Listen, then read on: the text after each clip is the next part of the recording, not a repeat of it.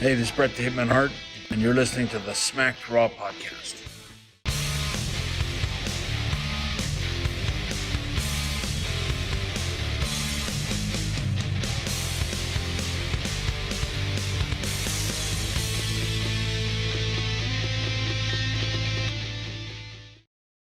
Welcome everyone to the Smack Raw Podcast Elimination Predictions episode. My name is Vince. I'll be your host today, and today I'm joined by Kyle. What's up, my man? Hey man, I think this might be one of the first predictions episodes I've had a chance to be on.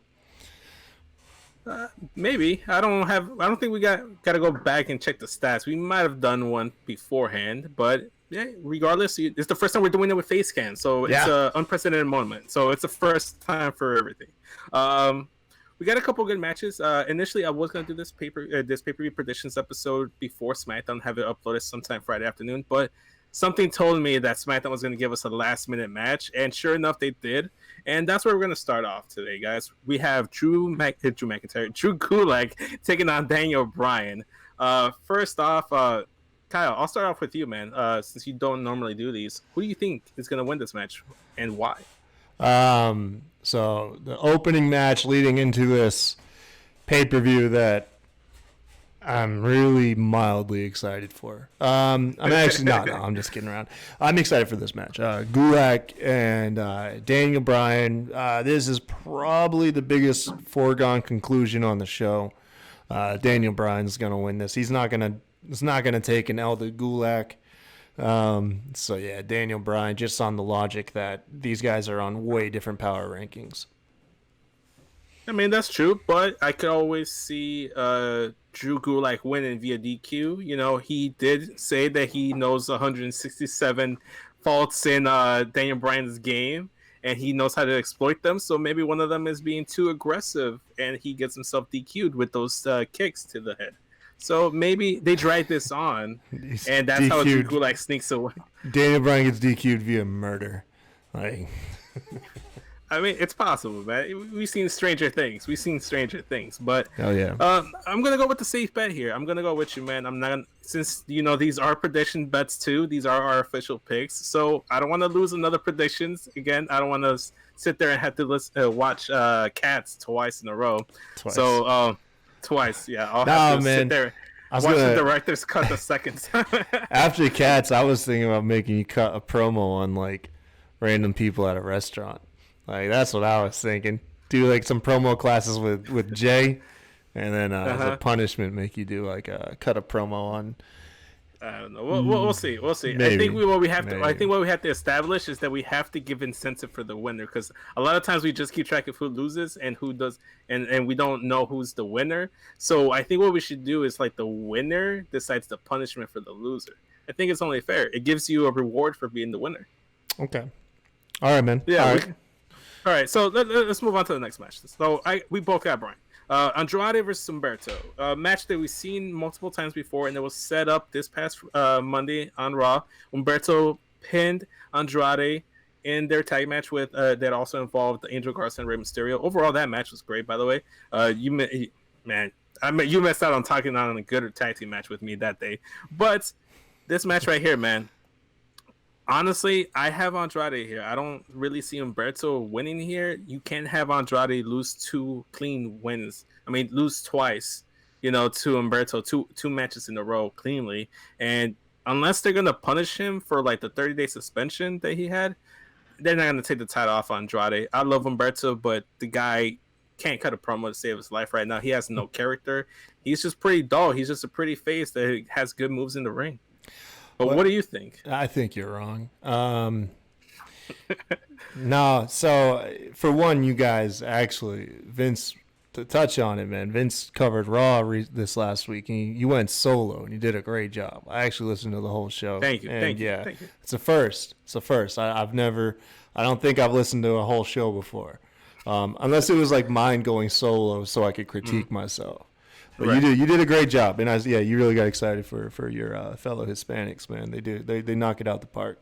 If I had a Mexican flag right now, I'd wave it. Yeah, but no, Humberto's gonna win, man. He's gonna win this because a couple reasons, and to counter pretty much everything you said. You're trying to build a young star. You don't want to bury him. He's already ate a bunch of losses going into these title matches. Some people say, it's too early to give him a belt. You got to build him up first. Well, hey, when you're building a star, you got to put a belt on him at some point. So do it now. As far as the promo stuff goes, when I watched Raw, I don't know if you picked up on this. The vibe I was getting is I think they're going to put Ray with him. I think they're going to put Ray in Humberto's close proximity. And Ray's going to build this dude up because that's kind of the vibe I was getting is Ray is out there to help put Humberto over. And I'll be damned, man, it was working for me. I really liked the dynamic with Ray and Humberto, and I bet Ray's into it, man. But like I said, it'd be something different too. So you got Ray cutting the promos from Humberto to Carrillo. Ray being like a father figure, I think they'll have good chemistry around each other. So I think that takes care of the language barrier. And then with him being young, you put the belt on him. I think the stars line up, man, for Humberto at Elimination Chamber. I don't know, man. I mean, you're saying to put the title on him, help build him up, but I could say the same thing about someone like a Ricochet, that they put the title on him and look where he's at right now. And you clearly are a big vocalist saying that, he's hot garbage. And I love Humberto, but they might end up being in the similar situation. I think, okay, this is just, again, me fantasy booking. He's already cousins with Angel Garza. What if Humberto turns on Ray and now Garza and Humberto are a tag team being led by a faction with one of the better mouthpieces in Selena Vega with Andrade as well. Or they could do, I feel like there's more to tell with Andrade keeping the U.S. title, because then if they do a Fatal 4-Way match for the title at Mania, maybe Angel Garza picks up the match by pinning Andrade, and then now you plant seeds for a breakup between him and Selena Vega. So there's more story to be told with Andrade keeping the title. Unfortunately, I love Humberto, but he still is missing a little something, man. He needs some character. He needs something. Okay. All right. Let's move on, man. We have Aleister Black versus AJ Styles in a no disqualification match. This match was initially supposed to take place on Raw. It didn't happen. He initially had to run the gauntlet against DLC. By the time he got a chance to face off against AJ, he got his ass whooped.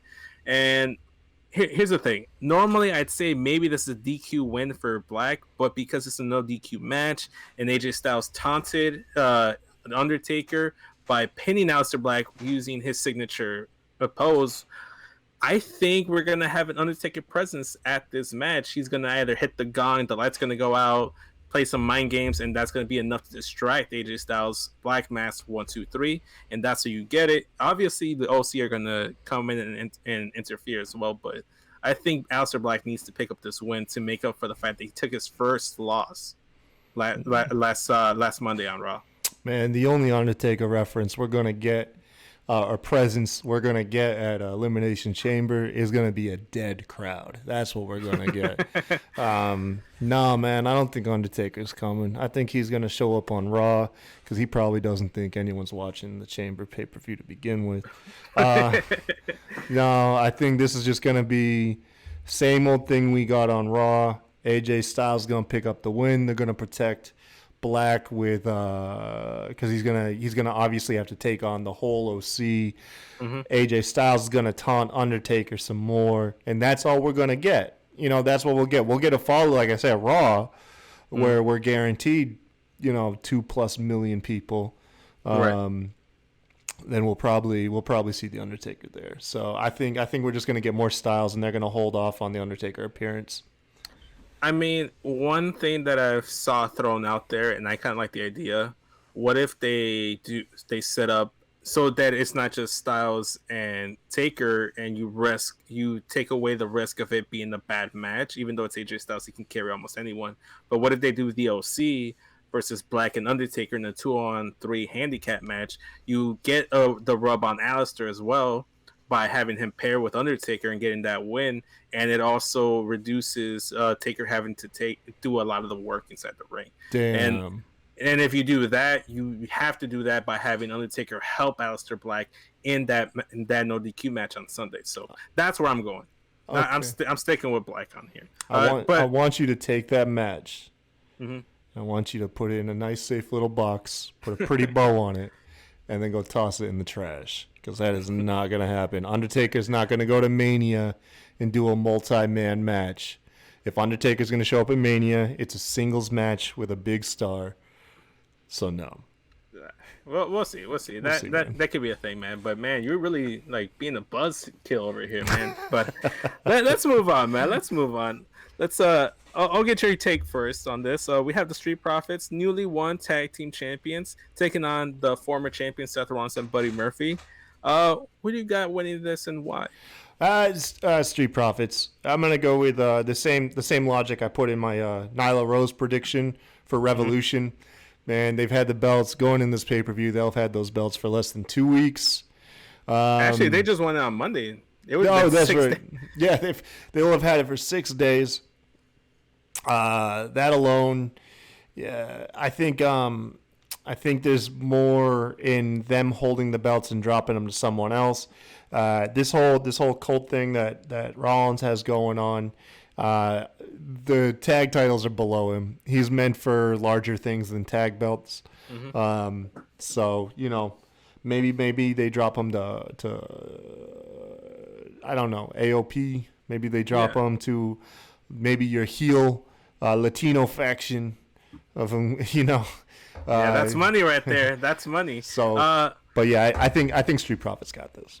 Yeah, I'm with you, man. I got Street Profits too. It's too soon for them to drop the title. So if they drop the title, it's going to be at Mania to, like you were saying, maybe an AOP or maybe like a heel tag team of Andrade and Angel Garza, or maybe a heel turn Humberto with his cousin. I don't know. There's options. And then the draft is going to happen after Mania, So they could end up with like a Revival or Usos on Raw, like after Mania. So that could be a thing.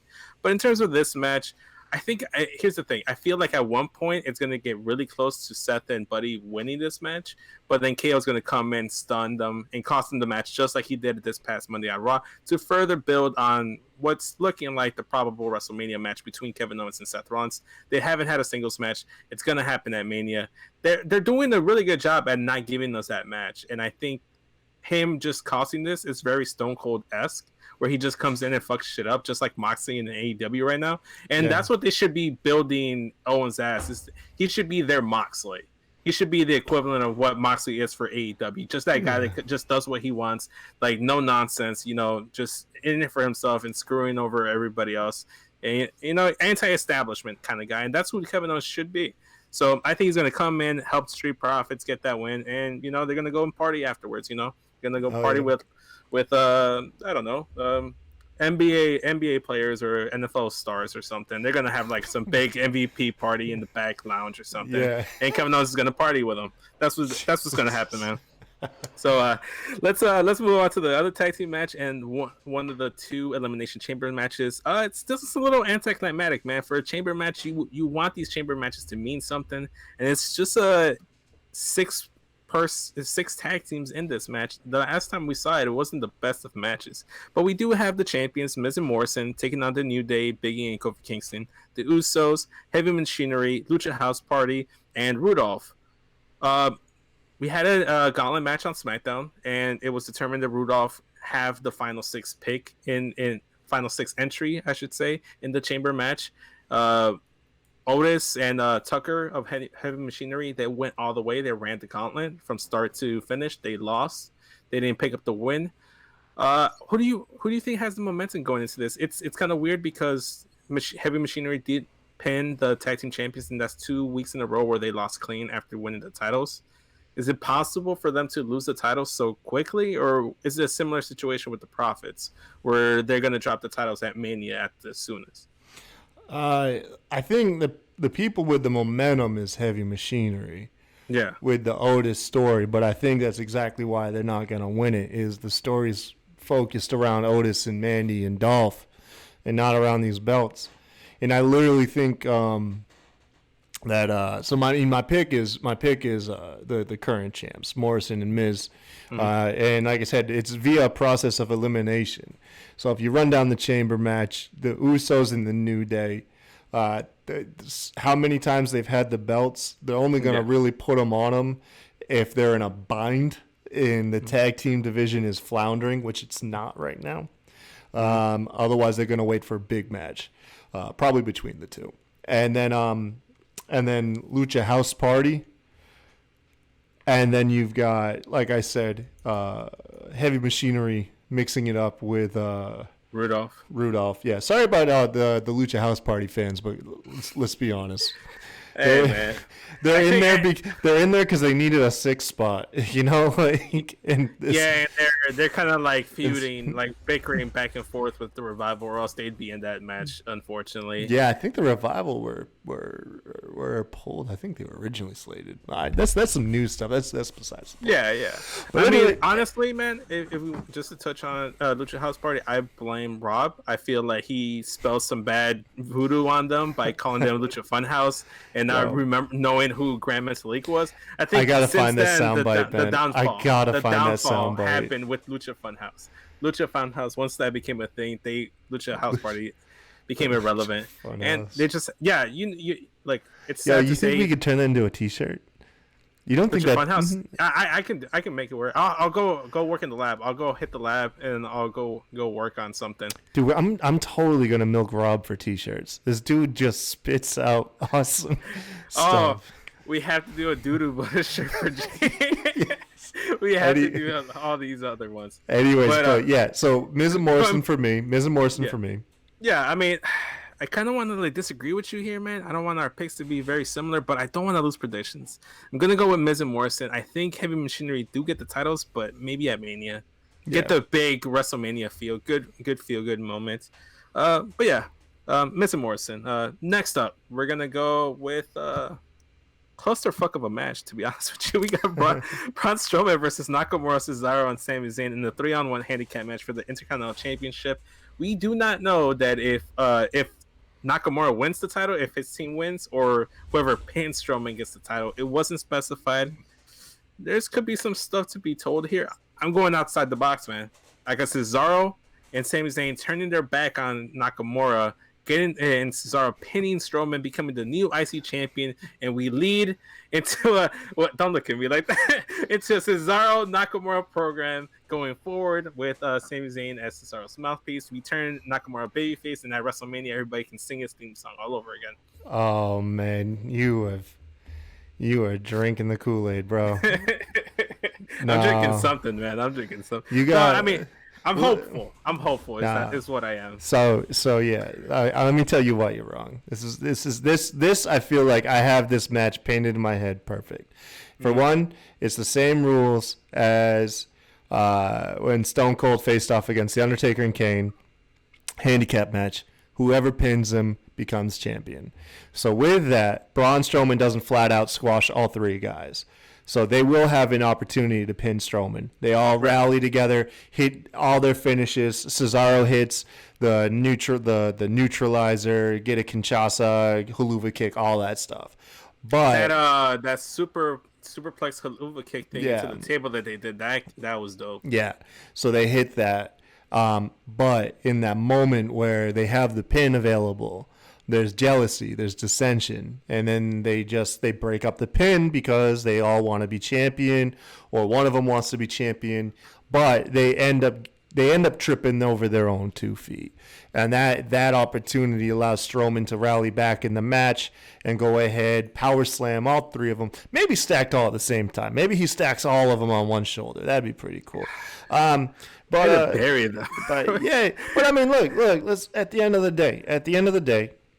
Yeah, those are the 3 biggest jobbing mid-carders on all of SmackDown, and all 3 of them are about to job to Braun Strowman. I don't hate them. I hate to be blunt about it. I love all of them, but that's besides the point. It's just logic. That's all I'm dictating is with logic. Strowman's winning this, man. Strowman's winning. He's keeping his IC title.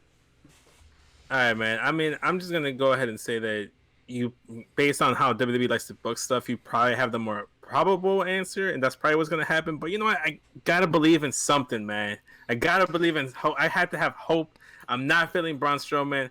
He's not as over as he used to be. He tried to do the, get these hands thing with, Ton and try to get the crowd involved. They weren't doing nothing. Sweet. Yeah, he was so cringe. So I'm sorry. Man. Nope. Over Braun Strowman. Nope, get the title off of him. It's too little, too late. Just make him into the next big show. Don't put no titles on him. Get the title on Cesaro, who you could argue could be the face of your company. He's a very good-looking man. It's a very good looking man, and with a mouthpiece like Sami Zayn, the sky's the limit. The sky's the limit. So that's my pick. Cesaro, when it turns his back on Shinsuke Nakamura, he wins the IC title. But let's move on to the last match, man. And fortunately, man, this one feels a little anticlimactic. It's the main event, the Elimination Chamber. The winner of this gets the number one contendership against Becky Lynch for the Raw Women's title at WrestleMania. We have Natalya, Liv Morgan, Shayna Baszler, Asuka, Ruby Riott, Sarah Logan. Unfortunately, like I said, man, it's a foregone conclusion. This is going to be Shayna's show, right? Like, she's got to win this. Yeah, man. This is where I'm going to shoot myself in the foot. But if I'm right, which you're not usually. I'm really not. But when you are, you are. Ronda Rousey's going to win this. Ronda Rousey, yes. Okay. Vince McMahon's going to get cold feet. Ronda Rousey's been seen in the WWE headquarters. Vince McMahon's got cold feet. Before the match starts, Ronda Rousey's going to jump Sarah Logan. One of them's going to get injured. Ronda Rousey will be a late replacement in the match. As she'll be entered into it. She'll beat everybody up. They'll have a feud with her and Becky. And this whole thing with Baszler will end anticlimactically.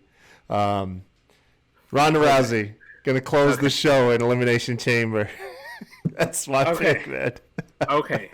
If you had to pick someone that's already listed in this match, because you're probably right, it's probably going to be an unannounced Ronda Rousey win. But if you had to pick one of these 6 competitors, Baszler.